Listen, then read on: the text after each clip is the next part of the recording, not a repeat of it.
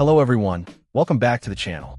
Today we're checking out a compact powerhouse, a micro ATX case designed for IDX and MATX motherboards. This mini PC case aims to deliver solid performance and aesthetics without taking up too much desk space. First impressions are positive. The case features a tempered glass side panel, which is always a welcome addition, allowing you to showcase your components. The inclusion of two pre-installed 120mm ARGB fans is a definite plus, providing both cooling and a vibrant splash of color right out of the box. The ARGB lighting can be customized to match your setup, adding a personalized touch. Ventilation is key in any PC case, and this one seems to prioritize airflow. The case is fully ventilated, designed to keep your components cool during demanding tasks.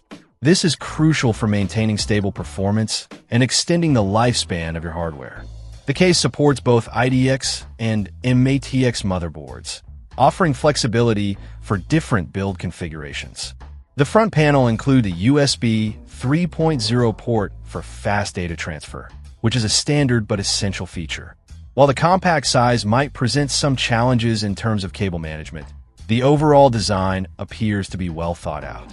The tempered glass panel is securely mounted, and the case feels sturdy and durable.